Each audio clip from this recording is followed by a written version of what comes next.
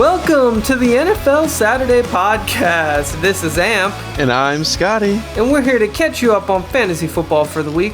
And we'll have some fun along the way. I think we were on the same for me, so we're definitely For me, I was like a little bit ahead, so I don't know. We'll see. Maybe I'm wrong. But today we're going to review week 1 and give some predictions for week 2. But we'll also be reviewing our league results that we talked about last week. So that'll be fun. And we're actually going to be doing this every week going forward. We're all going to review our league every week. We'll go over our matchups. And then I have some fun categories that I'll surprise you with. But I think it'll be fun. And give a lay of the land of the league and keep up to date. So that'll be fun. It'll kind of keep us in line with our predictions and our grades. I guess we can probably go over that after the year and see how accurate we were, which I think will be fun. But yeah. Anything you want to say before we get into the episode? I lost. You lost? Yeah, maybe a little bit. We'll talk about that for sure. It was a sad week, but in our other league, you won. So yeah, we'll talk about that too. Yeah, we will. But before we get into the episode, here's your fun fact of the day. Are you ready, Scotty? I'm always ready. This is the first matchup between a number 1 overall pick and a Mr. Irrelevant at starting QB. So, obviously, there's been other positions, but at starting QB is the first between Mr. Irrelevant and a number 1 overall pick. Of course, talking about Matt Stafford and Brock Purdy. Yes, that is correct. So, I guess first I'll go over all the QBs that were Mr. Irrelevant. So, Randy Eisington, Larry Wank, Ronnie Mikata, Chandler Harnish, Chad Kelly, and then Brock Purdy. The only one who started is Brock Purdy, obviously. He started 5 games in the regular season last year, 3 in the playoffs, and then 1 this year. So I actually went down and wrote down all the matchups and then obviously what round. So the first game he started was actually against Tom Brady. Obviously, Tom Brady was 6th round pick. And that was actually, I don't know if you remember, but that was the one where Purdy won against Tom Brady. It was like the first QB in his first start to beat Brady or something like that. So I thought that was really cool. Or first rookie QB. I don't remember the exact stat, but it was something like that. So pretty cool. Geno Smith was the second week. Geno Smith was a 2nd round pick. Taylor Heineke was undrafted, and that was the next round. Jared Stidham, who was on the Raiders at the time, was a 4th round pick. And then David Blau was the last regular season game, and he was on the Cardinals at the time, and he was undrafted. So that was all the regular season. Any thoughts on those? Not a lot of big names there. Nope. Besides Brady. But then he played Geno Smith again in the playoffs in the first round. And then Dak Prescott, who's obviously a 4th round pick, in the next round. And then Jalen Hurts, who was obviously a 2nd round pick. So he still hasn't faced any good quarterbacks. Yes, but he hadn't faced a 1st round pick until last week, which I didn't hear anything about this. It was the first time a Mr. Irrelevant had started against another 1st round pick. So I'm surprised I didn't hear anything about this, but yeah, it was Kenny Pickett, who was a 1st round pick 20. So I'm surprised no one mentioned that. Kenny Pickett was a 1st round pick? Yeah, he was a 1st round pick. It was not this past year, but the year before that. He was a rookie last year. So, yeah, he was a 1st round pick. He was the first quarterback taken in that draft because there was no good quarterbacks. I don't know if you remember that. There's no good quarterbacks. That's wild. I didn't know that. Yeah. He only went up against a couple of a couple of quarterbacks that really could have put up a fight. Talking about like Dak Prescott, he's a Yeah. good one. Tom Brady, Jarrett Stidham is good, but he didn't really face anybody very good. Yeah. So I guess we'll kind of see how he does against Matthew Stafford this week, who obviously was first overall in 2009. And yeah, I think it's going to be fun to see. Are you intentionally letting me troll you? Yes, Okay. yes. Yeah, I am. I am letting you troll me. Yes, I'm letting you troll me with the Jalen Hurts slander and obviously Tom Brady. But Tom Brady was kind of a dinosaur last year, so um, Yeah, I don't know if that counts. I think he should have just won the Super Bowl and retired, but that's that's a whole yeah, other topic of discussion. yeah, yep. But That was a there fun is one more fact. fact. There is one more thing. There's a What? reason. There's a reason. I said it is the first time a Mr. Irrelevant QB and I said starting quarterback because technically Chad Kelly, he was the only other Mr. Irrelevant to play in the NFL at quarterback. And he Okay. played one play. He played one play What did he take a knee? in week 6 of 2018 where he took a knee. And he technically played against Jared Goff, who was the number 1 overall pick. So technically, he played against another 1 overall pick QB. So we have to specifically say start when Yes. we refer to this stat, or else we're lying. Okay. Because Chad Kelly took a knee. He took a play. Yeah. He did something, right? So okay. And it is funny because they lost the game. So I don't know why he took a knee, maybe at the end of the half or something, but maybe, I don't know. I have no clue why he took a knee. I would have to watch the game, which I did not feel like watching. Maybe somebody got hurt and Maybe. like he just had to finish the half, and they were like, you know what? Since he got hurt and you have to go in, just knee it. Let's go to the halftime. Yeah, might as well. Probably. But that was actually a year Jared Goff and the Rams ended up 6-0 after that week. So Jesus. thought that was kind of funny. But I thought it was probably Todd Gurley year too. Now that I'm thinking about it, that had to be Todd Gurley. Todd Gurley. Maybe. Yeah. But anyway, guess we can get into the episode now. No, we can't. I got No. a fun fact for you. You got a fun fact for me? Oh wow. Okay. Well, what's your fun fact for me? All right. So after some teams won last week that we're not used to seeing win week 1, such as the Lions, the Falcons, the Browns, the Commanders, and other such teams, Oh, yeah. I was thinking, when's the last time these teams started 2-0? Ooh, okay. The Commanders and the Falcons haven't been 2-0 since 2015. Oh, okay. The Lions haven't been 2-0 since 2014. Ooh.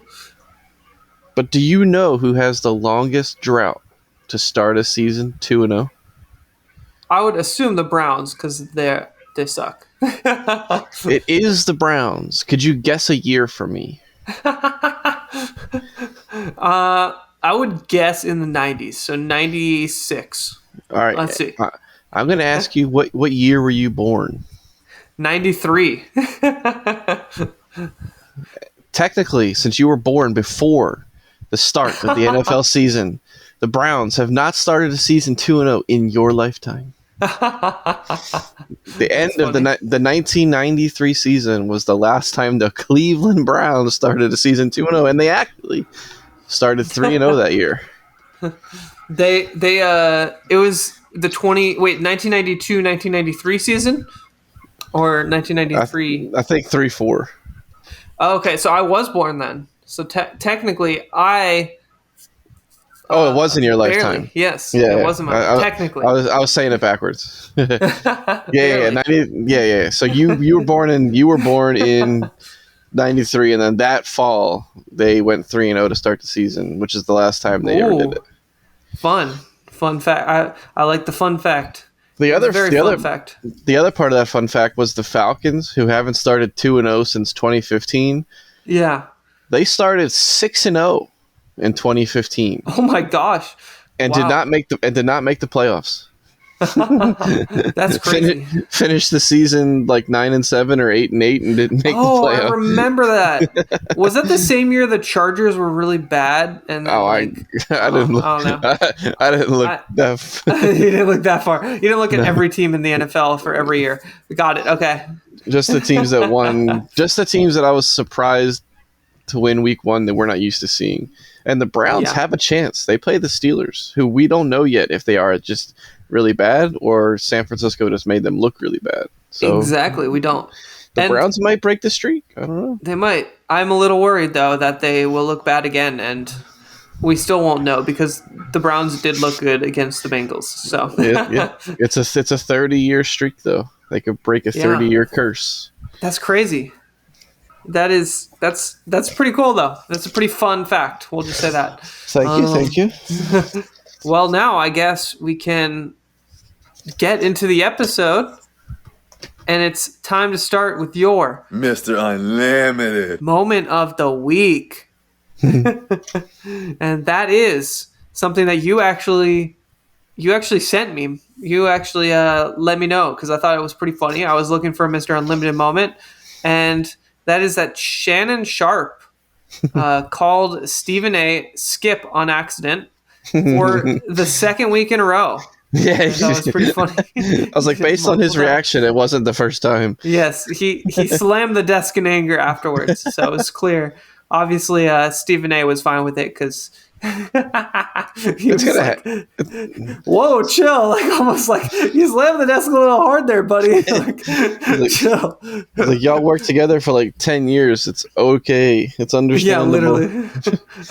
Yeah, they've worked together so many times. It's like, I mean, he's gonna bound to mess it up. Of course. Yeah, so I thought it was still pretty funny though, especially with his reaction where he slammed the desk really hard. Yeah, he gets so angry. Like as soon as he said it, he knew, and he was like, "I promised myself I wouldn't do it."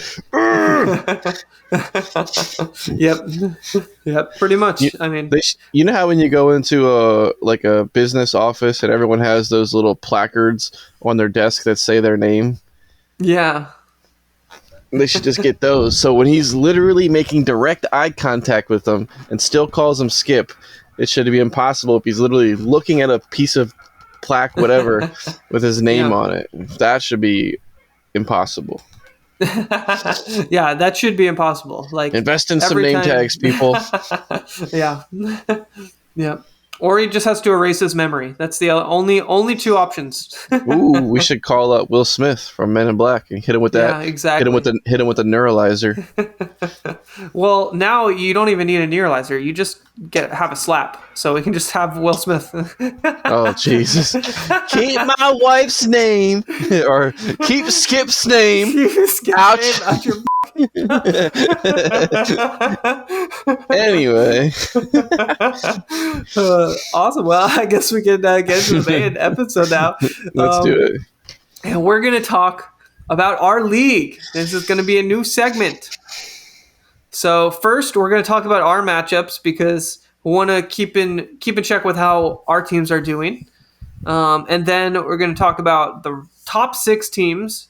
And then I have some special awards, I guess you could call them, or just their weekly performances. So like just some fun things that happened in the week, essentially.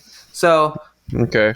we actually played each other week 1. I think we mentioned this last week.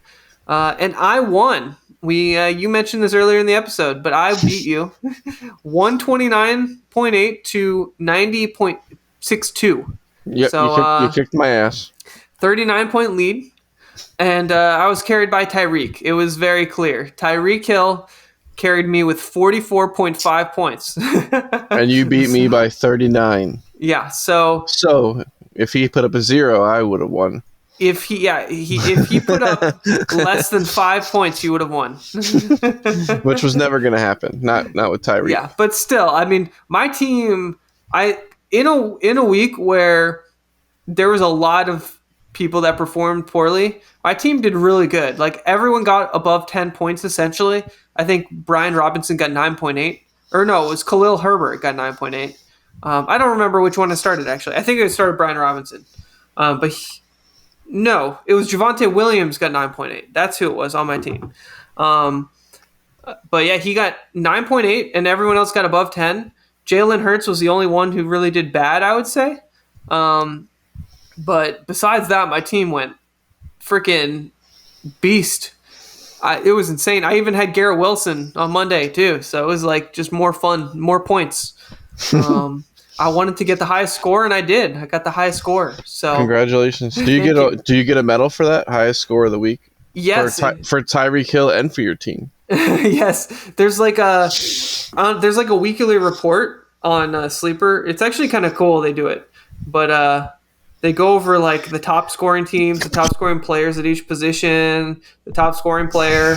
We could probably go players of the week, and it like talks about like the highest scoring players at each position. And I guess the highest scoring player was Anthony Richardson for QB because no one played Tua. So that's funny. I think that's pretty funny. I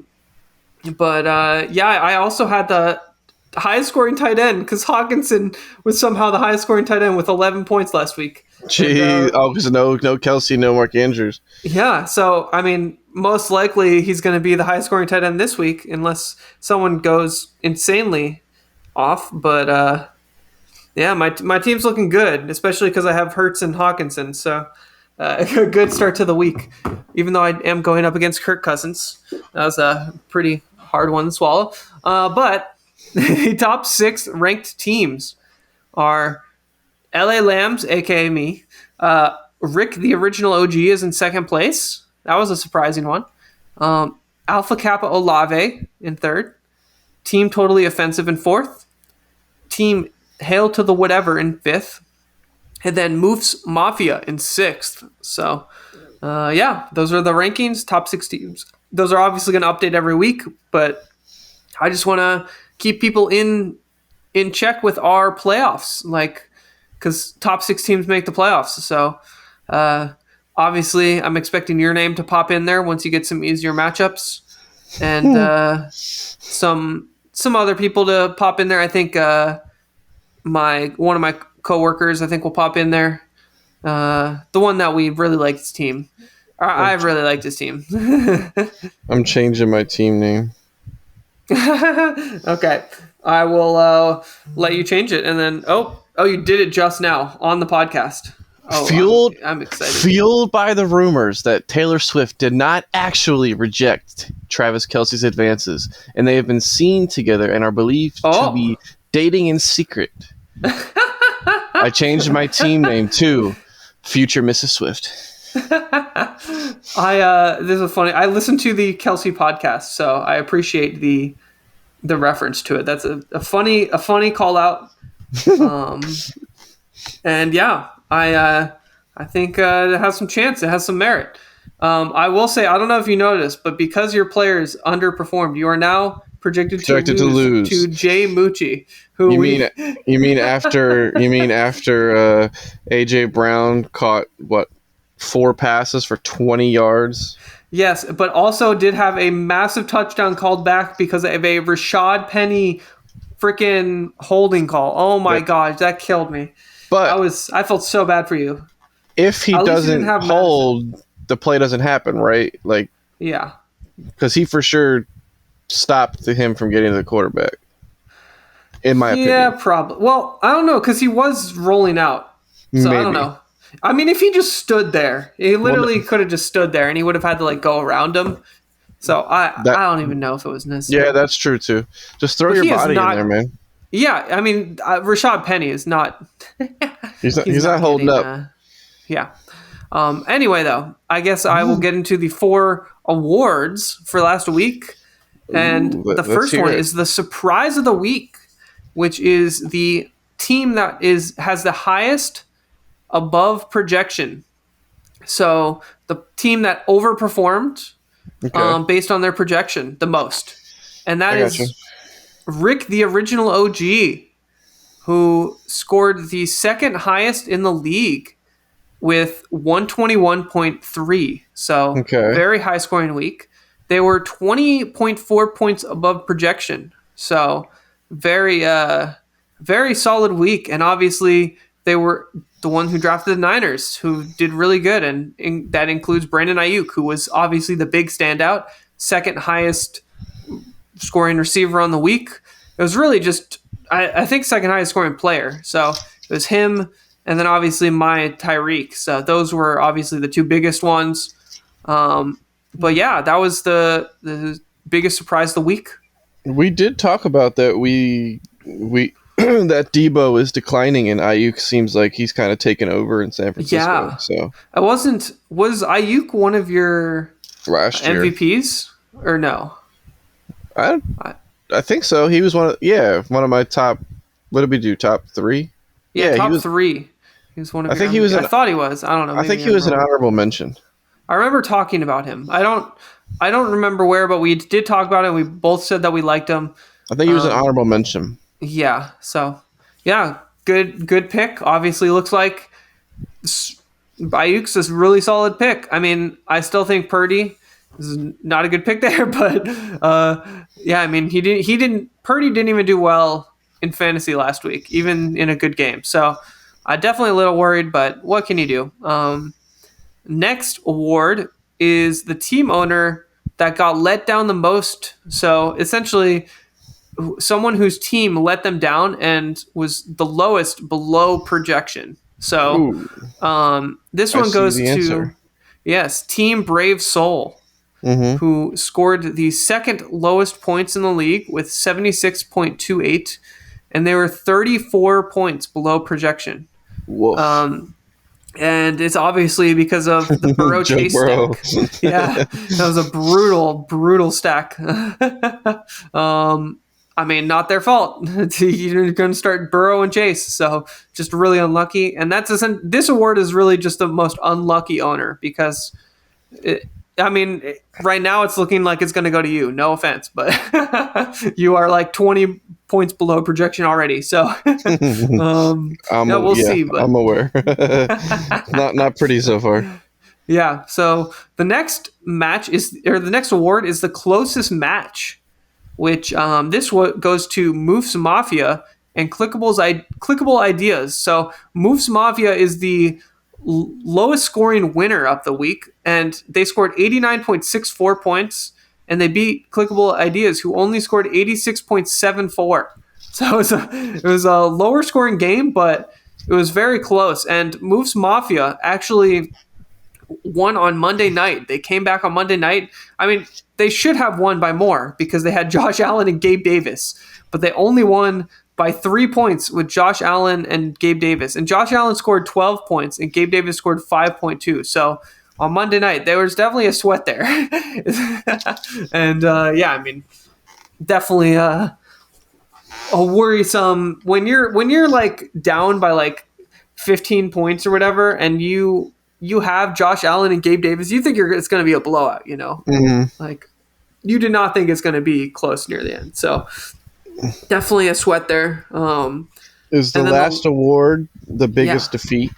It is. It is the biggest blowout. margin of victory. I knew it. Yep. Woo. So the biggest blowout was Rick, the original OG, beat Team N22, 121.3 to 77.76. Yes, that is a 44-point difference essentially. Rick had Dalvin Cook on Monday night, so it actually could have been a bigger blowout as well. It was a pretty big blowout. We'll just say that. But yeah, fun week of games. I think a lot of people got an exciting rush from some of their players, and some did not because week 1 was insane, and there's some weird players. So yeah, anything else you want to say about our league before we move on? AJ Brown, if you're listening, I need you to step it up, brother. Hey, he wants to step it up too. He was yelling. I saw him arguing. Yeah, yeah. He was like mad. They're winning by like 15 points. I thought it was even more. I thought it was like 27-7 or something. I was like, They're just trying to close out the game, and he's over on the sideline. Give me the ball more. yeah. Don't run the clock out. Target me. I need my incentives. Look, I get it. He's frustrated. They were not. I was frustrated with the Eagles' offense too because they were, but like by that time they were actually doing well. Like I felt like they were struggling on offense early because they were trying to throw the ball and it was not working. Like I think the new offensive coordinator is still kind of getting like up to speed with the offense, up to speed with the players. So hopefully that picks up and we get better. But it seemed like as the game went on, we kind of figured out, oh, let's just run the ball and then run play action. Oh, cool. That works really well. Let's do that. And it worked. And I mean, yeah, A.J. Brown was frustrated, but come on, man. Like Jalen Hurts was like, he had the biggest Super Bowl performance ever and you guys lost. Like, and he said that he would trade all of that to get a win. You know, he would trade that performance in the Super Bowl for a win any day. And okay. I mean, like, you can't be arguing with that, you know, like, True. I get it. Like, give your guys the ball, but like some games you're just not going to get the ball, you know? So, I mean, hey, they did try to get him the ball. He did catch a pass in the end zone. So technically they did throw him the ball, and then it just didn't count. It didn't count. And then there's that other play with the pass interference that I think was definitely pass interference. I don't think he was catching it anyway, but 100% the defender got there early. And then they're saying in the commentator's booth, well, of course, if you bring it to slow-mo, he got there a frame early. In slow-mo, it was, in regular time, I'm like, okay, like he for sure just chopped his arm out. Like, what? Yeah. Like, if you could see it in regular time, it's a penalty. And as a Hurts owner, I was so excited for another QB sneak touchdown. And then I was so disappointed. I was like, come on, give it to him. I did the Jalen Hurts 2+ touchdowns 1 week early. Yep.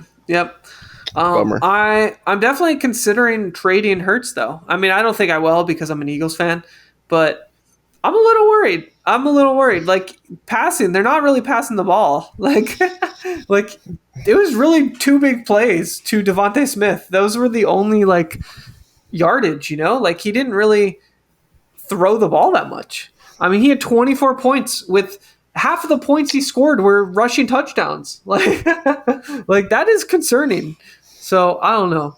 I'm a little worried. I don't know if you agree with me, but yeah, I'm a little worried. I mean, I already voiced my concerns to you that I'm considering shopping around A.J. Brown if I can get a decent running back.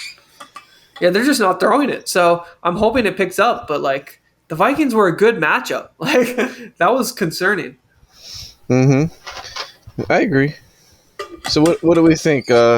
Move on to the next segment that I created that will totally get edited out. Okay. All right. What's the next segment? This week on My Brother is a Total Douchebag. This week he texted me, LOL, Eckler is out with an ankle injury. Now I just need Tyreek Hill and CMC to get hurt so that I could justify my B. John Robinson draft pick at 3. Oh my gosh. So he's literally rooting for real life people to get hurt and lose money because of who he drafted on his fake fantasy team in a non-pay league. If you are okay with me publishing this, I will leave this in, and I will put an echo when you say douchebag, so it will sound really epic. Do what you got to do. He doesn't listen to this shit anyway. Okay, you can leave it in there. I'll fucking link it to him. He's gonna roast us or something. Knowing your brother, he's gonna be like, "Who are these losers? Who's this loser you're talking with?" Yeah. He will 100%. Speaking of that league, though, since we're talking about it, I did just make Austin Eckler just got ruled out officially. I don't know if you saw it just 1 minute ago. We just talked about that. I just said my brother. It was my brother. Okay, so I thought you were like, I thought this was a segment you planned, and that he was like, because he was expected to be out, but I No, he wasn't sure literally if, like, just texted. He literally just texted you. me. Okay, literally Eckler now. out with an ankle injury. Just need him Oh and wow, CMC okay. to get hurt. That was like a live segment then. Okay, interesting. But yeah, I made a trade in our league. I traded away. I traded away Keenan Allen and David Montgomery, and I got back Derrick Henry, the man, the myth, the legend, the Yeti. You gotta love Derrick Henry. Has that officially gone through? It's officially gone through. It went through this morning. At like 3 a.m. I don't know why at 3. It was. I don't know. I don't know why it went through it when it did, but it did, and I'm excited. I essentially I'm. I don't know. I think Derrick Henry is still going to be good. I actually put a bet in our betting challenge. We'll talk about it later, but I put a futures bet that he'll get the most rushing yards this season because it was at like plus 600 or something ridiculous. I was like, who? He was below. No, it was even higher. I think it was like plus 800. He was below Bijan Robinson, who is a pass catching back. He's splitting carries with Algier as a rookie, and he's below him. I was like, what? These odds are too good. Like, I think Derrick Henry is going to be a beast. I think it was just a bad week one, and the Saints just shut him down. So, yeah, we'll talk about that in a little. But yeah, I'm excited. What do you think of the trade? I think I would love to have Henry, so I'm I'm excited for you. David Montgomery, while he did have a good week one, we don't know 100% what his role going forward is. And Keenan Allen, potential injury concerns, even though he didn't really get hurt his whole career. He did get hurt last year. Who knows if that's like a lingering thing. Before. He's kind of always banged up. Maybe not like injured, but he always misses a couple games. So you get a guy who currently is one of the best doing it. You know, he had a bad year last year, got hurt. Yeah. But if he stays healthy, it's Derrick Henry. So you can give up a couple question marks for Derrick Henry. Hell yeah. Yeah. Also, the whole reason I even was started... So I'm actually not starting him this week because he got hurt after I made the trade, kind of. But the whole reason I wanted to make this trade was because I have Puka Nacua on my bench. I actually drafted him in the last round of our league because we have a really deep bench. And I wanted to play him, but I was like, I have 4 really, really good receivers. I can't start him above Higgins, Lamb, or Waddle, or Allen. So I'm going to try to trade one of these guys. I don't have a good second running back. Let me try to trade one of these guys. I tried to trade CeeDee Lamb and Montgomery for Bijan and then McCaffrey. Obviously, those weren't going to go through. But I also didn't think that the Allen and Montgomery would go through for Henry, and it did. So I was excited for that. I was ecstatic, and I gotta start shopping around. Yeah, maybe I can trying because maybe I compare. Maybe I compare AJ Brown with one of my other like bench running backs that has potential and steal a high pick, a good player. Maybe one of the top tier players potentially. Yeah, I think that's possible. But yeah, now I'm starting Joshua Kelly this week, but I mean, hey, going forward, I'm going to be starting Puka, and I'm excited. So I'm excited, even though I'm 0-2 in that league because we do like the median score. So 0-2, but the future is looking bright. Joshua Kelly had 91 yards last week in relief, so yeah. That's a good sign for you that he now has the backfield. At least just for 1 week, you should feel comfortable that you're not like just getting stranded, basically. Yeah, it's not a great matchup, but I think it's going to be good anyway. I mean, they're playing the Titans. Titans notoriously are good against the run, so hopefully he can still do well. I mean, he's the starter, so I hopefully it counteracts like the bad matchup, you know. We will see. But yeah, I guess we can get into the main topic of this episode, which is going to be the week 1 fantasy takeaways. I definitely wrote down a lot because I was going through the match. I was like, I'm only going to do matchups I like. And then I was going through it, and the first three matchups I actually like didn't have any fantasy takeaways really, because I felt like the Lions Chiefs didn't really. I didn't learn a lot from that game. The Browns Bengals, I felt like I didn't learn a lot from that game either. And then the Ravens Texans, I felt like I didn't learn a lot from that game either. So The Niners Steelers game, didn't learn a lot from that. I actually, yeah, I Not think that was from the Steelers' perspective. yeah, from the Steelers' perspective, not really. I think the Niners, we did learn though. Ayuk is going to be good. Oh yeah, that from the Niners, yeah, we learned, but we still know that we still don't know like the Steelers, Kenny Pickett, Pickens, Najee. Yeah. We don't really know what we're looking at yet because they just faced the number one defense across all categories that you won't admit to, but it does exist. I won't admit to it, but yes, so far they do look really good. And for the sake of the Cowboys being like the number 2, I will give it to the Niners. The Niners are number 10 or number 1. The Cowboys cannot be number 1. So just so the Cowboys are number just so the one. Cowboys, I will finally admit the Niners are number 1. Also, any defense facing the Vikings are number 3. Yeah. I guess the one thing that is true. The Browns actually look really good on defense. But again, we don't know if this was just Burrow in his tiny hands in a rain game, so we don't know that yet. But also, he's still kind of coming back from the injury, so he could just be shaky to start the season. But yeah, he could have been nervous to like go 100% and have something happen. So yeah, exactly. and there's still 16 games left, so plenty of time to correct it. Right the ship. Agreed. Plenty of time. So I'm not worried about that. But the first game I actually did want to talk about was the Bucks Vikings. Are the Bucks actually good? That's a question we'll have to find out going forward. We don't know. We don't know. Yeah, we don't know. And then the Vikings, I mean, this is what we talked about last year.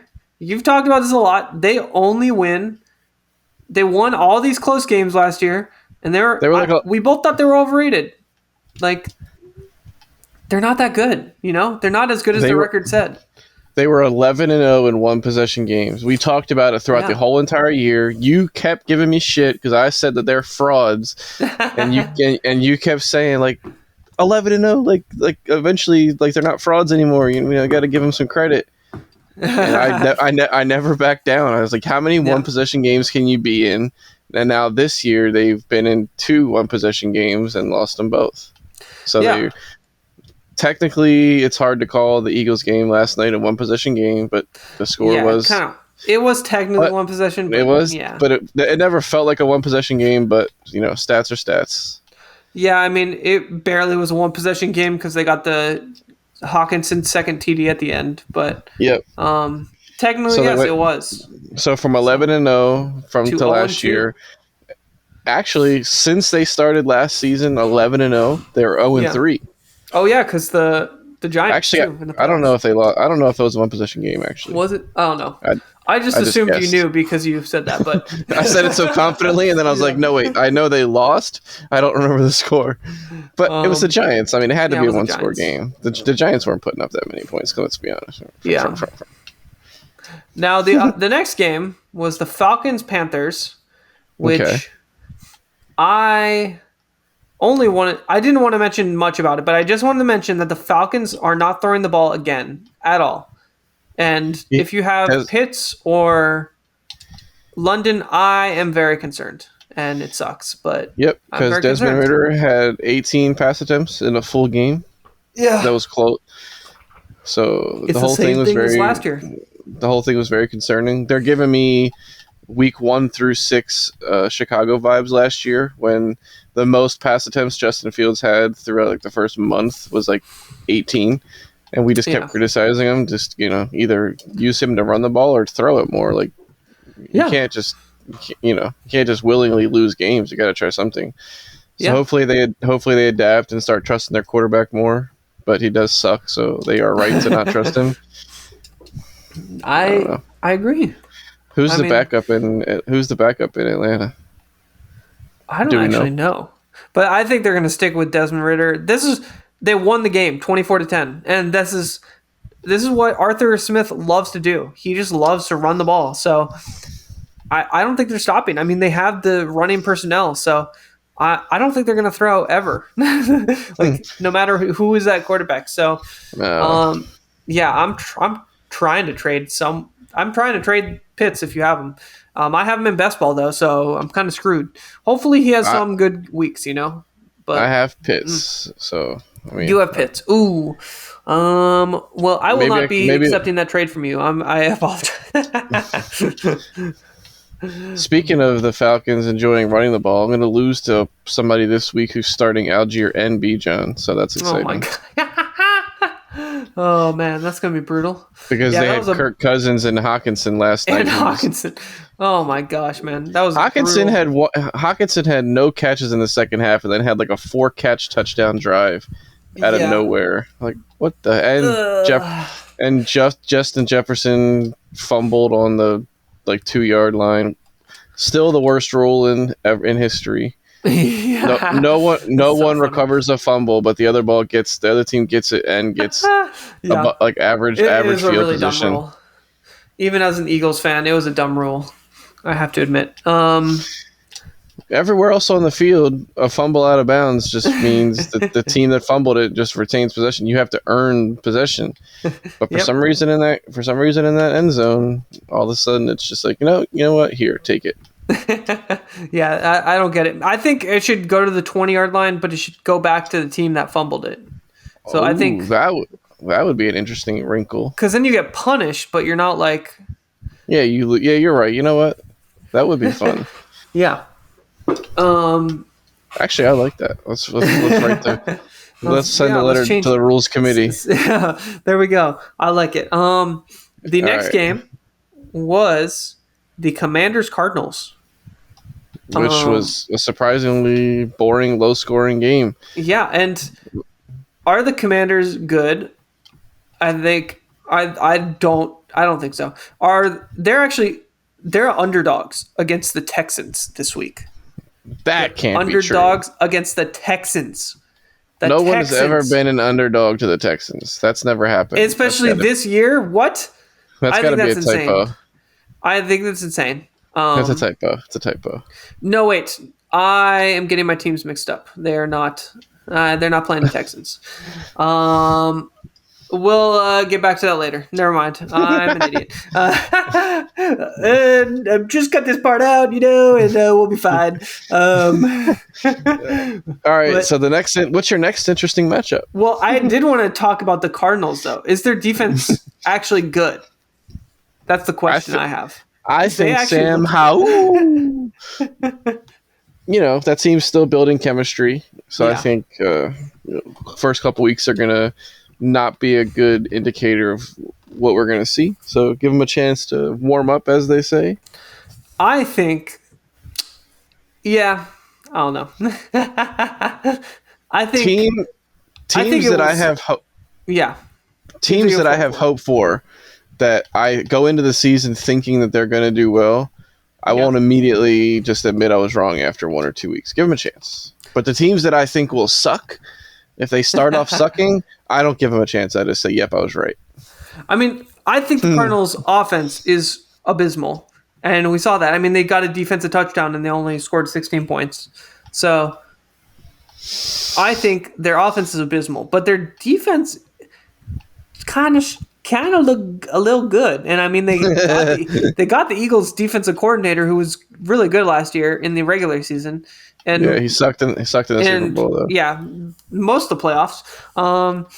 But I mean, they kind of look good. I think obviously 19 points in fantasy with a defensive touchdown. So they would have scored 11 points without that touchdown still. Which is good. Or was it 10 points? Was it a strip sack? I don't remember. It was a strip fumble recovery touchdown. So, okay. So I thought was it a sack or no? Because if it's a sack, you get the extra point. So I don't know. Yeah, they was tackled the quarter. okay. The quarterback fumbled it. Does that count as a sack fumble?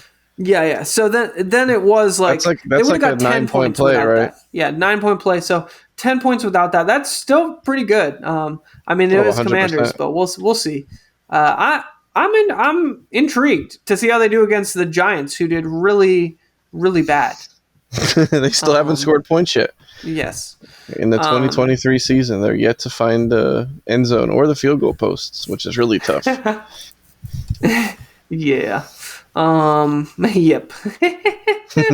But yeah, We love to roast those NFC East we teams. do. It's a fun time roasting the NFC East. Besides the Eagles, that is maybe a fun time for you, not a fun time for me. No, not a fun time for me. Um, My secondary team is the Eagles because oh yeah, my my mom, stepmom right? is from Philly, Yeah. so my house secondarily roots for Philly, and then you're a Philly fan, so I was like, you know what, they're in the NFC. It shouldn't really affect me too much. Let's jump on board.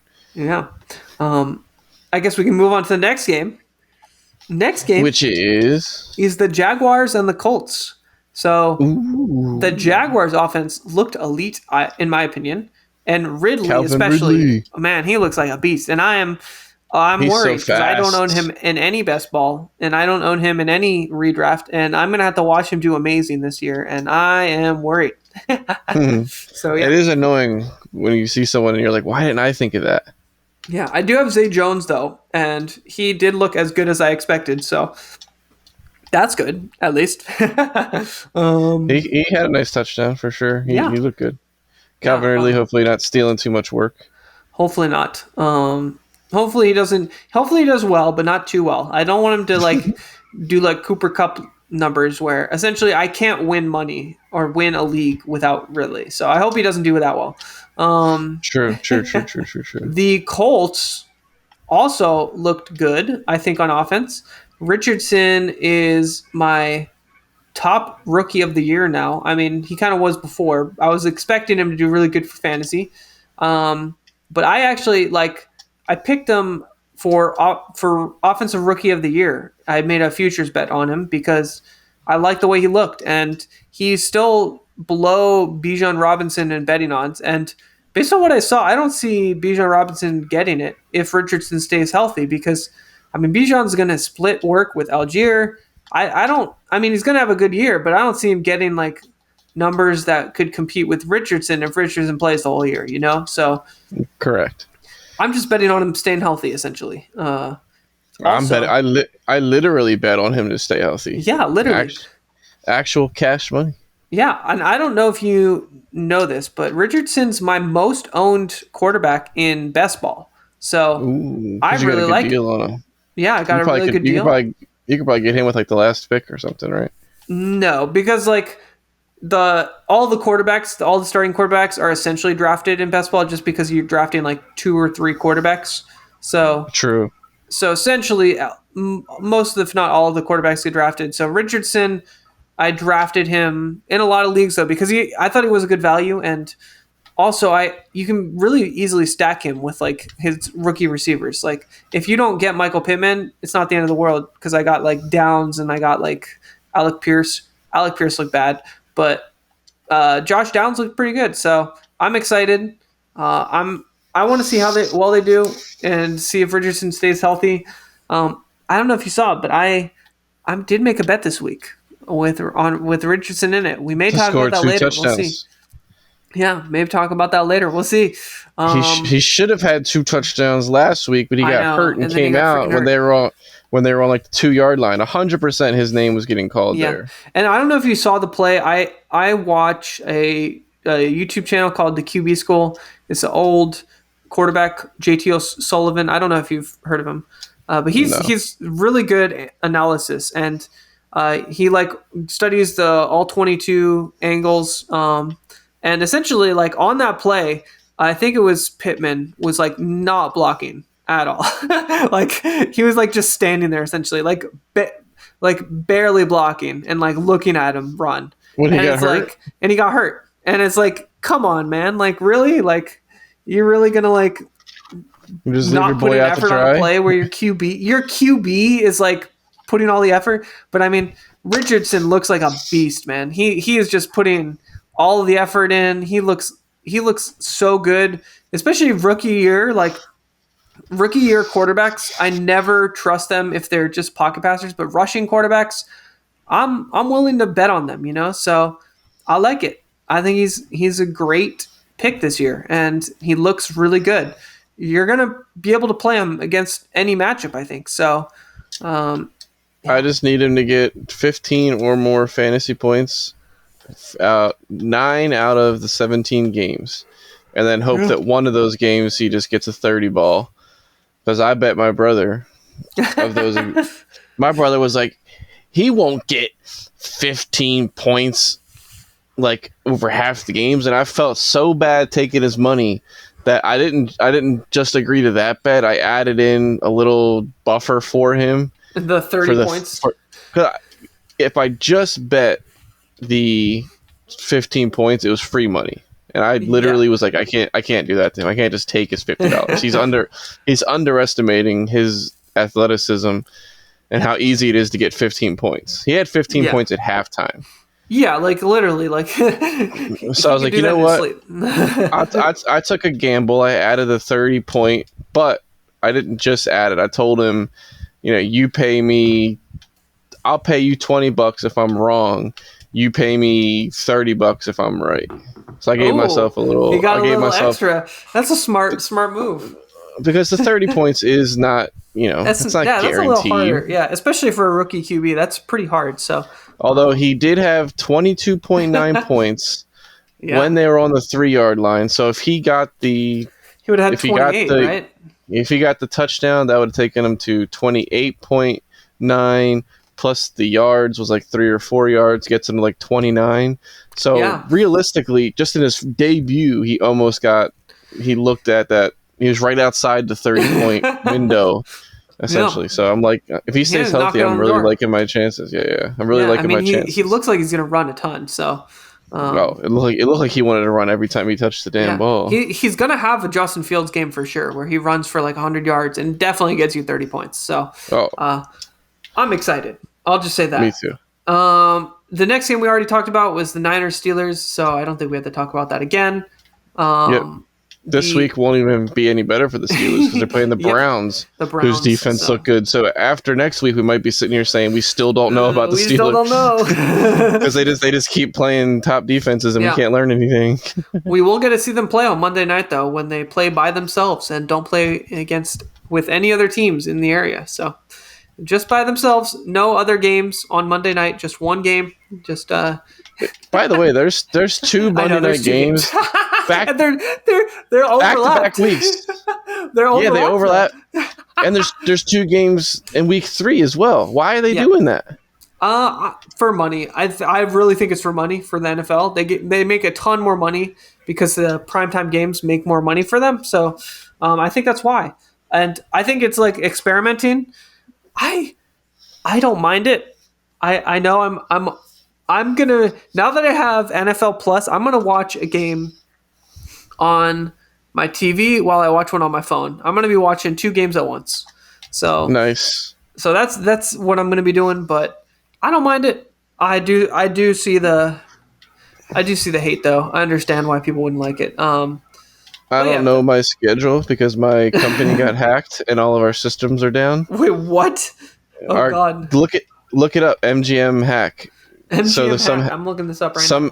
Some hacker group shut down our systems because they believe that our executives are insider trading. So they tried to prove it, and they shut down all of our systems and asked for like $19 million to release it. Dang. So I don't know. I don't know what time I work on Monday, or I don't even know if I work on Monday to watch the games. That's crazy. I won't find out till tomorrow when I go to work. Yeah, that's interesting. We'll see what happens then. Hopefully you get watch. Hopefully I keep a job. Hopefully you keep your job. Next game that was played was the Saints Titans, and I would just want to say, Tannehill looked abysmal. Like shit. He looked so bad. And I hope this is just the Saints defense looking good or something, but Tannehill looked terrible. The Saints did look good though, so excited to see where they go fantasy wise. Because I mean, Olave did good. Thomas was all right. I mean, freaking Rashid Shaheed looked good, and I picked him up in a couple best ball drafts because I kind of liked him last year. So I thought he had some interesting performances. So I picked him up in some best ball, and I'm excited. I'm curious to see where they go, but yeah, Derek Carr looks good. That game was so frustrating because I bet on the Titans to win, and obviously they didn't. But yeah, very frustrating game to say the least. Yeah, anything you want to say about that game, the slugfest, before we go on to more exciting game? I thought Derek Carr was going to get hurt a couple times, man. He was just letting himself get smashed. Yeah. Some quarterbacks just don't know how to slide, man. Yeah, I guess not. I don't get it. Some QBs just don't. So Robert Griffin, if you're listening, Robert Griffin. your career is over because you didn't slide. Yep. Also because they put him out too early, but yeah, probably. Yeah. But yeah. Obviously, we're moving to a much more exciting game, and by that I mean the Broncos Raiders. Yeah, much more exciting game. That was the best game of the week, man. Yep, the Raiders. Jimmy Garoppolo looks so good. It was Can't even actually say it with a interesting, straight though, face. 'cause we talked about Jacoby Myers last week because one of the people in our league drafted him in the last pick, and we were like, I like the pick because I was like, you're gonna know week one how well he does. He does amazing week one, and he gets hurt. So now who's gonna step up? Maybe Hunter Renfrow? I don't know. Maybe. Who knows?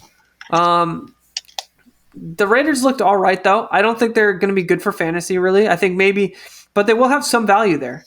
There will be some value for fantasy, receiver-wise. The Broncos look bad again, though. The Broncos look terrible. Man, I'm glad I didn't draft any Broncos. Oh, wait, I have Javonte Williams. Okay. I mean, he actually looked good, though, so he looked good. For coming back from an injury to get 9.8 points week one, and he looked solid, I'm excited for him, man. I just hope the offense picks up so we can actually get some points. Because what the hell was that? Come on, Broncos. You're playing the Raiders. It wasn't even a hard matchup. Every match is a hard match when you're the Broncos. Yep. If you're a Broncos fan, I feel bad for you at this point. It's just hard to watch. All the hype and excitement is it's too much. I can't imagine it. The next game that we talked about a little bit earlier was the Eagles-Patriots. And I think the Eagles looked very shaky on offense. I mean, they only scored one time as a touchdown if you take away the defensive touchdown. So only one offensive touchdown is not good. And yeah, it seems like they're going to rely on running the ball and just big plays, which, I mean, you kind of see it. Like, Shane Steichen on the Colts, he looked really good. It looked like they had a lot of good offensive plays. I'm worried. I'm a little worried for our offense. I think the talent's still there. I think we just need to figure it out. And I'm hopeful that we'll figure it out, but I'm a little worried. And fast forward to week 2. How do you feel? How do you feel about your analysis? Do you feel a little bit better after last night, or? I still feel the same way. I think they're shaky. They kind of figure out the play action a little bit, but I'm a little worried. Like, I'm still a little worried that they look a little shaky and they're still got to figure it out. I don't think they're fully there yet. So, yeah, not fully there yet, and 2-0 is exciting. It is exciting, though. I will say, yeah. 2 close games, though. Well, 1 close game with the Patriots. The Vikings was not really close. I mean, they came back. I agree. It felt like the typical garbage time Kirk Cousins points that you get, you know. And Eagles are becoming notorious over the past couple seasons for letting teams leak back into games. Yes. So we're seeing that a little bit again. We just want to win close games like the Vikings did last year, so we We get it They're really trying far ahead to and then let teams in. So it's they're a trying to one-score buff game. they're trying to get that record for the most one score Yes. wins in a they're like, Exactly. ooh, that looks like a fun record. Let's go for that. Yep. What was the Now score week 1 versus the Patriots? Sorry. 25-20. Oh, it was also a one score game. Well, yeah, because the Patriots had the ball twice and like two possessions at in a the row end. and they could have Yeah. won it. I was scared as a Eagles fan because they were like in the red zone essentially. But the Patriots did look really good on offense, I will say. I mean, Mac Jones was dicing up the Eagles' defense, which I was definitely like. I think he actually looked good too. It wasn't just like the defense was playing bad or anything. I think he looked good. Also, the Patriots' defense looked amazing. Oh my gosh, they looked They were really good. good. Last year they were the number 1 fantasy scoring defense. So I think that Yeah, just gets it gets overlooked. yeah. They're always consistent. Oh yeah. I mean, I'm excited. If you do have defenses in your league and you have the Patriots defense, definitely a good play, good pick. Um, Also, yeah, I mean, I have Mac Jones in our league, and I'm playing him this week. I'm excited. I want to see how he does. Hopefully, he continues. Nice. I have some other bad matchups, so it was like, you know what? I'm just going to play Mac Jones. Might as well. Go It is a for it. two Why not? QB league too, so it's like, Ooh, should I play Baker Mayfield over Kenny ooh, Pickett? or Kenny Pickett. Yeah, exactly. Those are the options. Kenny Pickett's playing the Browns. Yeah, that's a tough one. That's tough. You know what? Good luck. Good luck with that. I'm not even going to help you with that because What a I'm what a going to pick bad wrong. problem to have. Yeah, that's a bad problem. But at least you have Richardson. So Hopefully. yeah, Hopefully they're not downplaying those injuries. yeah. I mean, it said as a bruised knee. I think he'll be fine. But the next matchup was the Rams Seahawks, and the Rams looked really good on offense. I mean, Puka Surprisingly. is a beast. Puka looks really good. Tutu Atwell did really good too, but I think Puka is the real one that's gonna actually have some value going forward. Like even when Cooper Kupp comes back, I think he could be like the Robert Woods, you know? Like I think he could do good. The defense also did good in the second half against the Seahawks. They shut him down essentially. Mm-hmm. So yeah, the Rams could do good this year. I mean, Rams. they got a tough matchup this week against the Niners, but the Rams, you know, they got a chance. What do you think? Because I don't think they have a chance this week against the Niners, and historically, the Niners Shanahan has always dominated the Rams. I think the Niners can go 17-0. So I think that's going to be tough with their schedule, and just like obviously they get the hardest schedule, but I do think that they're listen. If you're giving up an average of something like 17 and a half points a game over a full season, you can win every game. I mean, I think there's a chance. I just don't think it will happen. I don't think it will happen. I think it's like so. I think their matchup and the people they play are like close enough. Like they play the Cowboys and the Eagles. So Do you think the Eagles can? Well, I guess they can't both. If I gave you $100 right now and said you have to bet with odds for the Niners or the Eagles to go undefeated, which one are you picking? Not because you're an Eagles fan. man, I mean, Who do you think? I'm definitely not betting either of them. But Who do you think is more likely to do it? I mean, I think the Niners are because they're the type of team that would try to do it in the regular season. I think the Eagles would rest their starters once they got to a point where they could. So the Niners are stupid enough not to rest their starters. Yeah, you could say stupid enough. I know what you were alluding to. Yeah, I think the Niners would actually like want to go undefeated and keep their starters in. And, I mean, they do have a lot of depth too, so it might not even matter. Like they might beat the other teams with their backups. So True. Or maybe they're playing a team that also made the playoffs and they're resting. yeah, I don't know. We'll see. I mean, I think it's going to be interesting to see. I don't think it's realistically possible with their schedule. Like the reason the Patriots did it that one year was because they had the easiest schedule. Like and like most of the teams were not good. And I mean, it was also Brady with Moss too. Is like in the prime. Like they have Purdy. Like, I understand, like, Purdy hype is real and he looked good, but like he's still like a solid QB. I don't think he's like an elite QB who's going to dominate these other teams, you know? So, I think yeah, it's. I don't know. I always thought it was. I think we discussed it last year quite a few times. I was never convinced he was anything more than plug and play. Yeah. Like a average to slightly above average quarterback that's a product of how good the system is. Yeah, and I mean that's what they need. They don't need anyone like elite, but like I think once they do play some really good defenses, I think they are gonna like start to struggle a little. And they talk a lot of trash. Like they're going to like a team that's gonna play them and want to beat them. You know, like the Eagles want to beat them. They want to beat Correct. them like all the trash they talk after the Eagles beat them is insane to me. And I'll never like because Purdy was hurt. Blah blah blah blah. yeah, blah. like the Eagles are going to want to destroy them. So I think the Niners or the Cowboys will probably want to destroy them as well. Like, they beat them last year in the playoffs. So I think there's just a lot of people that they've pissed off and that are going to want to beat them. So even though they are really good, I don't think they're going to go undefeated. And I mean, the NFC is going to be crazy this year. There's 3 elite teams. So if you count the Eagles, which I do personally, but still, innocent until proven guilty situation. Yeah. We haven't seen enough. We haven't seen enough to say that they've declined. They just shaky to start the season because no one's played full games yet. That's allowed. Yeah, I mean, like I'd still say the top 3 AFC teams are the Chiefs, Bills, and Bengals, even though they all are 0-1. So Fair. I think it really matters, like who you expected. The history at the end of the day is going to be there.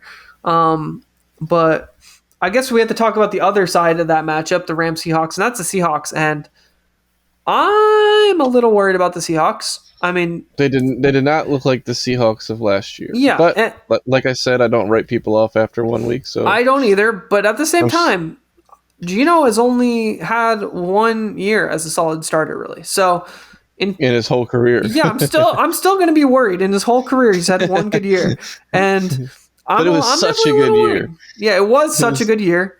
I'm still excited for the team. I still think he's going to come back, but I'm definitely a little worried, you know? Like, what if 100%. He doesn't? What if that was a one and done?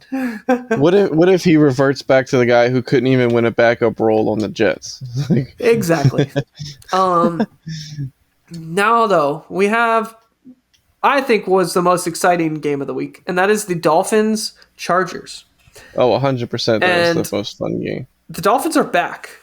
I mean, Tua's amazing.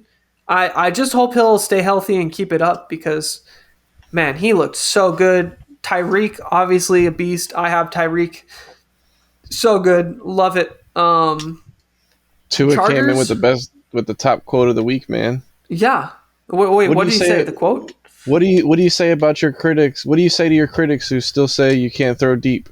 466, don't care. I mean, he's precise. I mean, that was his thing coming out of college. People were expecting him to be the number 1 overall pick over Trevor Lawrence, but he obviously got hurt and then came back. But his thing has always been precision. He's always been extremely precise, just super precise throwing the ball.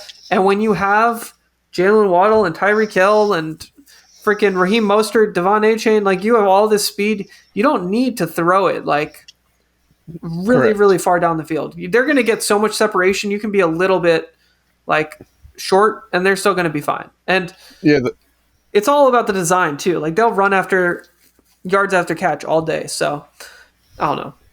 I would place a bet that the Dolphins are first place in the league and they double the second place in the league in yards after catch. At the end of the season. That's a good bet. I like that. I don't know if you can find it anywhere, but no, impossible. But they're literally the kings of getting like a couple yards of separation and turning it into like a 30-yard play. Like what? Yeah. They do it every snap it just seems like, oh, this could be the play they go to the house. Yeah, I mean it's insane. It's so exciting to watch when you have Tyreek Hill. I'm just so glad I drafted him in It's a our nightmare when you're league. going up against them, though. Oh yeah, I bet. I had a chance to draft him in both leagues, but I didn't want to put that much of a risk on him, and I still don't think it's the worst decision because like if he gets hurt, I would be devastated. You know, like if he was in If both my Tua gets leagues. hurt, Yeah, But if he, I mean, I'm excited enough to have him in one league. But it was him or Saquon Barkley, and so far, obviously, Tyreek looks like I should have obviously picked him. But that said, I don't mind it too much, like picking Barkley, because I don't know, the team's gonna look a little different, but I'm still excited for Barkley, and I think he'll bounce back. We'll talk about that in a little. But we have to talk about the other side of this matchup, and that's the Chargers. And the Chargers didn't really show too much. Like, they just looked exactly how I expected them. They didn't look, like, amazing, but they looked good. Like, Herbert did good. The receivers did good besides Mike Williams.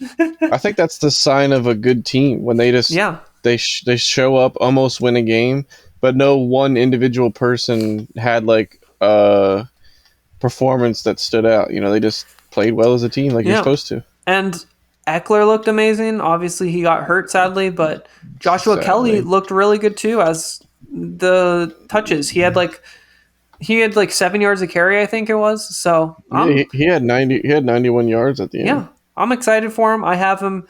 I actually just traded him away to the Eckler owner in my dynasty league for a second round rookie pick next year. Ooh, so interesting. I'm in rebuild mode in that league, so I'm just trying to get picks, and I have him. And I was like, you know what, I like him a lot, but at the same time, I think I can get some value here. I'll trade him to the Eckler owner. I don't think he's going to be like the starter ever. Like, I think he's a really good fill option, but even next year, I don't think he's just going to take over on Eckler. So, If Eckler left the team because they couldn't pay him, do you think they would? I think they'll bring in someone else. Yeah. You think they bring in someone else or draft? They don't just draft him? Yeah, I don't think he's like alone in the backfield. But I could be wrong. I mean, I've been wrong before. So maybe I made the worst trade ever. Who knows? I wanted to capitalize on the value of Eckler being hurt. The guy is kind of in win now mode. So I wanted to give him an option to win now and get a pick out of it. So I thought it was a solid pick. I immediately tried to trade the pick for Puka Nacua, and that didn't go through. But I thought it was pretty funny. Maybe they signed Kareem Hunt and Kelly just is on the bench again. Maybe, yeah. Or maybe. Fournette. Maybe. But yeah, I'm excited for the Chargers. I think, I don't know, the game was exciting. I think it could have been better for Herbert, but still exciting. I will just quickly mention too that I bet that the Dolphins would win by 2.5 points. I had bet the spread 2.5 points. I shifted it because I thought the Dolphins would win. I was right, the Dolphins would win, but they only won by 2, and I lost by 1 point. I lost my bet by 1 point, and I was devastated. That's a good call, and you kind of got screwed a little bit. Yeah, it was a missed extra point. It was a missed extra point. They, at the very end of the game, they were going to go up by 3. There's it was so frustrating because that point was a huge point too, because if you're up by 3, that's a huge difference than being up by 2. So it was devastating. I was shook, and as soon as it happened, I knew I'm not going to win the bet now, because either the Chargers come down and win the game, or the Dolphins freaking win by 2. So yeah, I was definitely mad. But the next game made up for it, because the Packers beat the Bears 38-20, and I bet my 10K bet on the Packers winning by 2.5. I thought it was crazy they were underdogs. I mean, the Bears were on a 10-game losing streak going into the game. Right, it's the Bears. It's the Bears. I don't even think they got better on offense. I mean, you could say, yes, DJ Moore is definitely better as a receiver, but I think they downgraded at running back. So I just thought it's insane that they're freaking a favorite right now. So I loved the Packers last week as a bet, and the Packers look great. That said, though, I'm wondering if anyone will look great against the Bears, because the Bears were so awful. It was one of the worst performances I've ever seen. I can't recall a team like performing this bad, especially if you watched the film. They looked so bad. Like it was shocking how bad they were. It was like they reverted back to the first 6 weeks of last year, where Justin Fields wasn't running the ball and they weren't utilizing him, and it was awful. It was hard to watch. I bet you they start running that ball again real quick. Yeah, and they will like, still "Oh, keep crap, we losing while still they're don't have running the ball. But it'll just be more exciting to watch. It will be more exciting to watch, and your Fields fantasy shares will be fine, I think. But because of this performance, I think it all stems down to one person, and that is Matt Eberflus, who is the coach. And that is why I bet a futures bet on Matt Eberflus being the first coach fired. I think he's going to be the first coach fired. What a name. Matt Eberflus. Yeah. And he was a plus 1,200 to be fired. So it's a really big payout if he does get fired. And 60, I think 000. He will. 60,000. Yeah. I mean, I think he will be. Who knows? Maybe there's another coach, but right now, I don't see any other coach like not getting a longer leash, because like all the teams that were on losing teams were like essentially performing pretty well, besides the Texans maybe. So I guess the Texans would be the biggest concern, but like they played the Ravens, so I don't think there's any other team besides the Texans that could have a coach get fired quick. I mean, the Commanders maybe, but I don't think they're going to fire Ron Rivera right now. They are 1-0 now. You know, maybe the Cardinals, right? But the Cardinals have a new coach. You gotta give them the whole year. Like a lot of these new coaches, the Bears are the only real ones I could see firing like early on in the year. You know, so I don't know. I like the bet. Put it in a real bet. Yeah, I would. If I could, I don't know, do it on a non-sketch site, but the only site that had was Bet Online, and we had an experience with them where they freaking were sketch paying you out. So I will pass on putting any money on that site. Cash App, $10. I got you. Yeah, but anything else you want to say about the Bears before we move on to the Sunday night? The Bears. Even without Aaron Rodgers, the Packers still own you. Oh my gosh, that was I forgot about that. The freaking Justin Fields accidentally saying that he would make the Packers his daddy. When he was trying to say he would be the daddy of the Packers, but he misspoke, and he actually did it. He made the Packers his daddy. So correct, 100%. Hilarious. Hilarious little Freudian slip there that actually came true. Yeah, exactly. Poor guy. Poor guy. Poor guy. Poor Justin Fields. So yeah, next up is the Cowboys Giants. And look, the Cowboys... Nothing needs to be said. Nothing needs to be said besides that the Cowboys ran a ton, and I don't think they'll pass as much going forward. That's my prediction. I think Dak and Lamb owners are going to be struggling like we are right now, because our best ball is not looking as good. I'll just say that. Correct. Especially with Madison. Yeah, he looked awful 2 weeks in a row. He doesn't look like terrible. The opportunities, I guess, just technically aren't there. But that said, I don't know if you've heard, but they are rumored to possibly be going after Hunt. It's a rumor. Ooh, interesting. Which would be interesting. But yes, I am very worried about fantasy-wise for the Cowboys receivers. Because they were being drafted like they were going to keep doing the same. passing attack, and they're not doing that. So, yeah, that's kind of my thoughts. I still think they're going to be solid. I would not be trading away CeeDee Lamb right now. I would hold on to him and, yeah, try to get some more value out of him because I think he'll be good. I think he'll be solid. I don't think he'll be like the first round or second round pick that he's expected to, but I think he'll still be like a back end wide receiver one maybe. So just not like the top 5 receiver people were hoping him to be. And we don't technically know if the Giants offense sucks or if the Dallas defense is just that good. So we'll have to see this week. Yeah, I mean, the Giants did nothing when they got behind, so I think they'll bounce back as well on offense. I think it was really just a bad week, and this is something that happens with the Giants. I think when they're outmatched, they get outmatched. Like they get like destroyed. And I don't think it's indicative of how they'll perform against most of the teams. They do have a harder schedule this year because everyone got put against the Eagles, so they're going to play some good teams, and it's going to definitely suck. But at the same time, I think they'll be fine fantasy wise. I think it was a bad week where they got behind and they panicked and they got further behind instead of sticking to their run game, So I think they'll be fine eventually. Now we can move into the last game, the saddest game, and that is the Jets-Bills game. And did you watch the video? Which video? The slow-mo.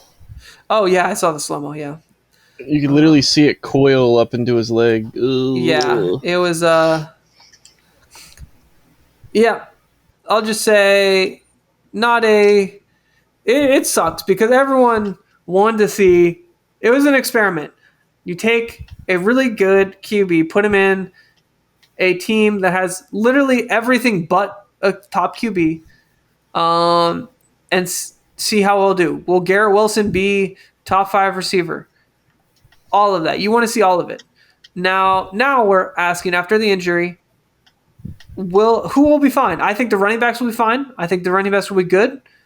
Breece Hall looked amazing, which was the biggest concern. So I think he'll be good.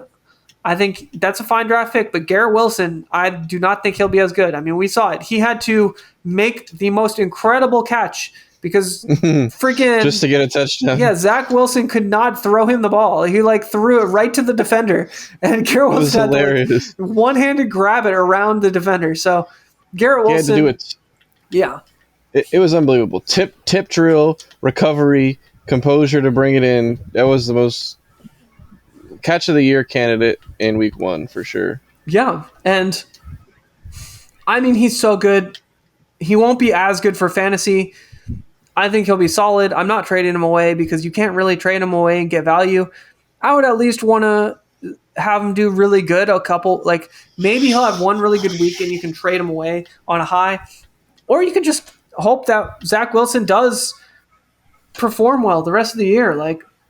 There's a chance that Zach Wilson takes a step forward with Aaron Rodgers mentoring him.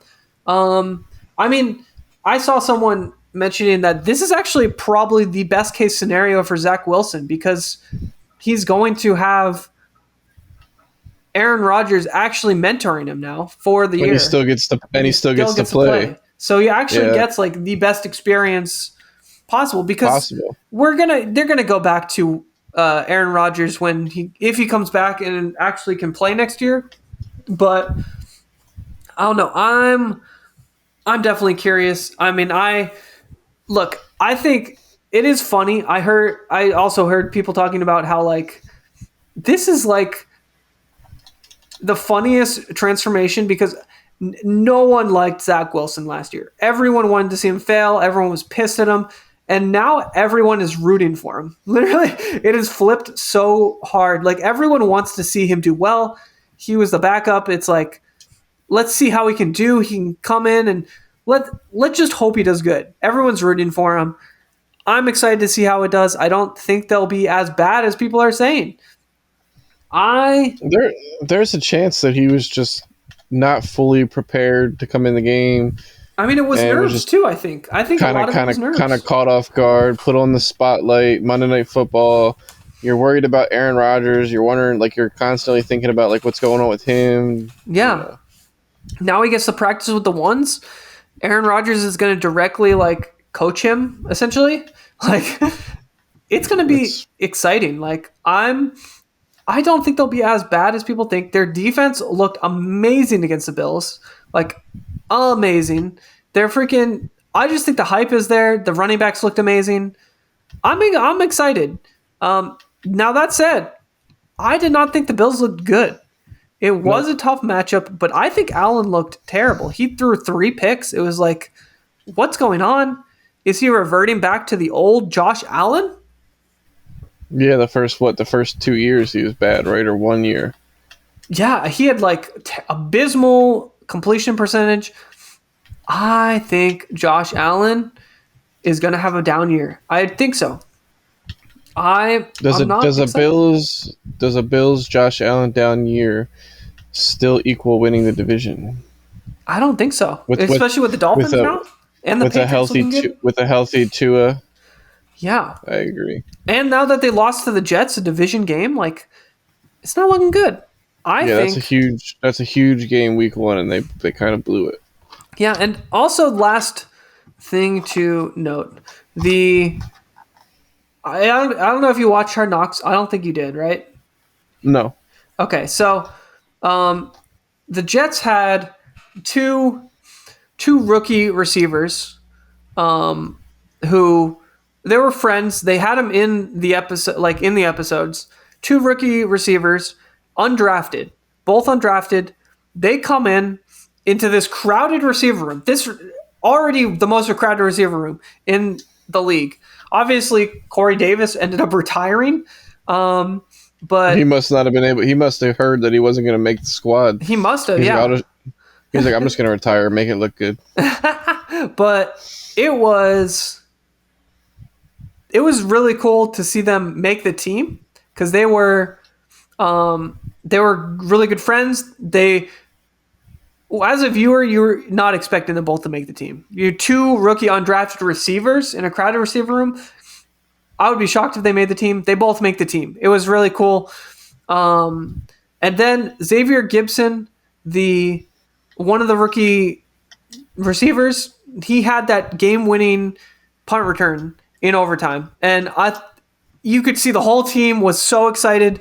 Robert Saleh stormed the field, ran over to him, gave him the biggest hug. He was celebrating with the players. It was so cool. I mean, it's funny because like going in, the Jets, I like all the players besides Aaron Rodgers, and now I can root for the Jets and like just hope they win. True, because I'm anti-Rodgers as well. And you also get the benefits of having Aaron Rodgers there. You get him to coach Zach Wilson. So. But when they do well, we don't have to give him credit because he didn't actually do anything. Exactly. So it's a win-win. It's a win-win. Situation. I don't think they'll be like amazing, but I do think they're going to have some upsets. And we'll talk about that later possibly. But yeah, I think they're going to have some upsets. So yeah. That is it for the matchups last week. I think now we can go into Ask Anissa, where I ask my wife Anissa a fantasy football question, and she knows nothing about football. So, Anissa, what offense are you most worried about after week 1? Chicago Bears, New York Giants, or Pittsburgh Steelers? Chicago. Mm-hmm. All right, good pick. Yeah, good pick. Now it's time for the book club, where we pick one guaranteed bet this week and put our fake money where our mouth is. So, obviously, I'm talking about our fake money betting challenge, where we start off with $100K and try to build it up to $1 million. Or if you go broke, you go bust, you have to do a challenge. You have to essentially we have different punishments. A punishment, that's what we'll call it. Well, we have to do a punishment. We'll talk about that later, but right now, Scotty, you are at 101K, so you're essentially same as you were last week, but I had a major hit. I am now at 234K. Way too Highest I've much. ever been. Yes. You just don't need that much. I had a huge bet hit on Thursday night. I bet that TJ Hawkinson would get 2 touchdowns. And that was a 5K bet, and it won me 80K. I profited 80K from that bet. Unfortunately, my other 2 bets didn't hit, but I still profited 70K on the night. So, yeah, I'm a happy guy. I'm a happy guy. For sure. It was funny though, because the range of emotions I went through was insane. Because I bet that the Eagles would get over 1.5 field goals, and there would be over 2.5 field goals in the game. Eagles got 2 out of 3 field goals in the first half, and then there were no field goals for the rest of the game. And Hawkinson also got a touchdown in the first half, and then he was not getting like targeted or anything until the very end of the game. So I was on a wild range of emotions. And also I bet on the Eagles getting over 3.5 sacks, which did not happen. So it was a lot of emotions. But last week we also did our one guaranteed bet, and we were both right. Let's go. We were both right. You bet on the Ravens to win by 4.5 or more, and I bet that the Packers would win by 2.5 or more, and we were both right. So, Smashed it. Yeah, I mean we both crushed it. We both had a guaranteed bet. So this week I got a little spicy with it though. Me too. You did. Oh wow. We'll see. We'll see who got spicier. You. I definitely went spicier because I may have already placed 3 bets, and you know what? I said, let me just double one of these for the fake money betting challenge, because I already believe it's gonna hit. I think it's a good chance it's gonna hit. Okay. So which one did you pick? I don't think I don't think this 100% will hit, but I think it's a good bet to bet if you put like a little money down, maybe a little less than you normally would. Not 10K like me, but I bet 10K that Kelsey will get 2 touchdowns at Jesus. plus 525. So that means if he gets it, I will profit 52K, 52.5K. So yeah. I hope he doesn't do it. Even though you have him in your lineup and need him to win. I hope he just gets 1 touchdown and a ton of yards. Okay, fair enough, because then you'll get your points. But I know you secretly do want him to get 2 touchdowns and a ton of yards, so I know you want him to get 3 touchdowns. If he gets 2, he better get 3. Am I right? I mean, why the hell not? Yeah, you need a win. I know you need a win. So if he got 3, that would make up for the fact that he got 2. So, yeah. So there we go. We'll call it. We'll root for 3. But Scotty, what is your guaranteed bet this week? I'm coming at you with a little bit of judge, jury, and executioner. Oh. A little bit of fantasy football justice. Because we're talking about Justice Hill. Ooh, okay. After J.K. Dobbins got hurt last week, our boy Justice Hill came in and got all the goal line work and scored 2 touchdowns. He only had 9 yards, but he had 2 touchdowns. He got that goal line work. So at plus 250, I wager 10,000 fakeroo dollars that our boy Justice Hill will find the end zone this week. Wow, those are pretty good odds. They're bad odds when you remember that Gus Edwards is now healthy and probably gets most of the work. Yes, but I don't know. I like to go in the streaky side, so I kind of like the bet. I think the odds are pretty good. Like, I don't think it's I don't think it's a great chance it will hit, but it's good odds, So, yeah. Hopefully we both go. No, let me rephrase that. Hopefully we don't both go correct again. Hopefully just I do. Yeah. I can't afford to go 55,000 further into the hole. Or 52,000. No, I think you I think we can both hit. Get your Kelsey points where you can. You gotta root for your guys, right? I'm just gonna start betting on your guys and make you have to root against your own guys on your team. Yeah, as opposed to Thursday Night Football when you bet for my fantasy opponent, but you also be had fair, him I also have in him, another yes. league. Yeah, so it wasn't terrible, but I was talking about facing my. I texted you and I was like, "Oh, it's AJ Brown and." Yeah, you did. You texted I me said I and got then right AJ Brown after I and put the bet in. I said I got AJ Brown and Justin Jefferson versus TJ Hawkinson and Kirk Cousins. And a couple minutes later, I get a text. I bet that TJ Hawkinson will score 2 touchdowns. Thanks, bro. Thanks, bro. Thanks for the support. It would have felt way worse though if I didn't hit my bet, right? Oh no, this kind of adds to the fire though. I get what you're saying. If you Yeah. bet against me and didn't win, it's just like, okay, do you feel better now? Like, Yeah. you bet against me for nothing. Yep. I was projected to win by 15. Now I'm projected to lose by 20. So I need Yeah. I need a significant turnaround. Maybe the Falcons play like and Bijan and Algier get nothing, and I can pick up points there. We'll see what happens. What if you go 1-1 in the league? Like, what if you get above your top 50% scores, and then you lose to your brother? Would you be fine with that? If you go If I finish the week 3-1, and I'm in like the top 3 in the league, yeah, I would not be upset. because I think that would be a good thing to hope for. But also, I think you should really be hoping for a win in the other league, because the other league you're playing Jay Mucci, the worst team. We rated him as the worst team. We rated him as we talked a lot of trash on his team, and if he were right, if he though. pulls He out a lost. win, he did. Yeah, But I did too. He did lose. Yeah, he did lose pretty badly last week. But hey, we'll see how he does this week. I mean, now he's actually playing the people that you told him to play last week. So we'll see. We'll see the matchup. But either way, I guess we can talk about the actual matchups this week that we're excited for. The ones that I want to see, and the ones that you want to see. I'm excited. Let's get into it. The first matchup for me is Baltimore versus Cincinnati. I am excited about this game. I want to see how Joe Burrow does. I think it's going to be a high-scoring game. I want to see how Mark Andrews does.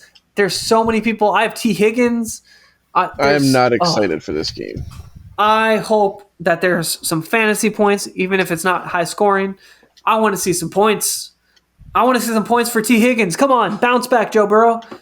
As a Ravens fan, I'm terrified that because the Bengals looked so bad last week, that there's going to be a little bit of looking past them syndrome going on. Oh, yeah. And the Ravens just get absolutely wrecked. I'm fully prepared to lose by 3 touchdowns.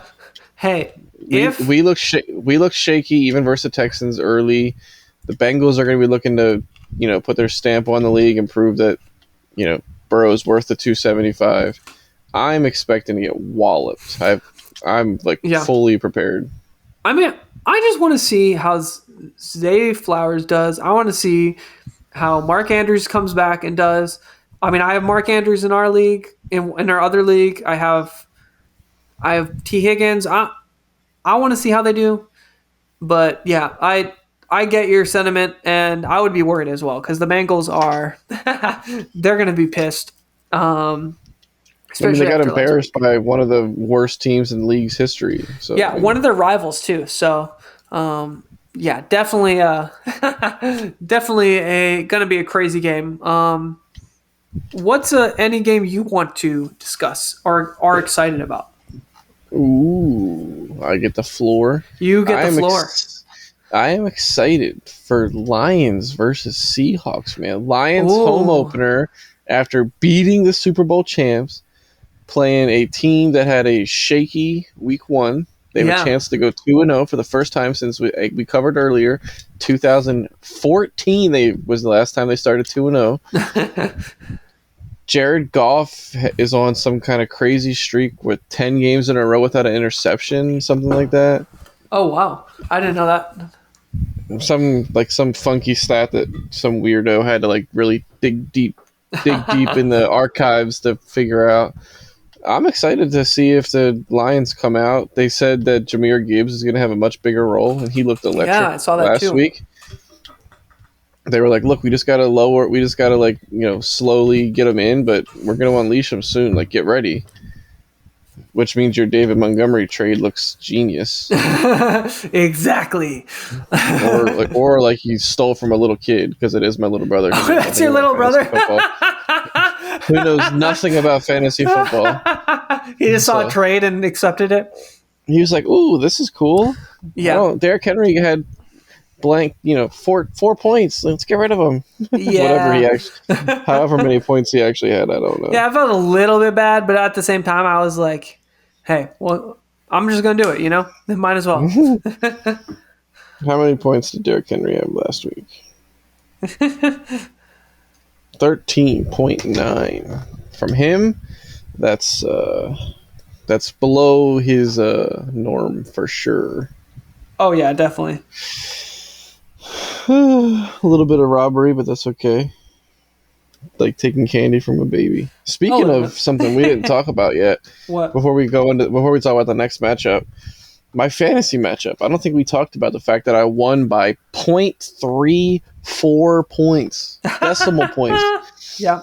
My opponent had Stephon Diggs and Breece Hall on Monday Night Football. As that game went into overtime, I was losing by 0.34. And I was like, there's no way I win, because both guys my opponent has are both guys that are most likely to see work. Yeah. And then the miracle only way I win situation Yeah, it's was like a defensive play. a 3-0 3 and out from Buffalo, and then the Jets offense, who was riding Breece Hall's clearly was going to let him run the game. Yeah. Didn't get an offensive snap, and I was literally the only way I could win. Besides, a pick six. It was amazing. It had to have been a pick six, block field goal, block punt return, something.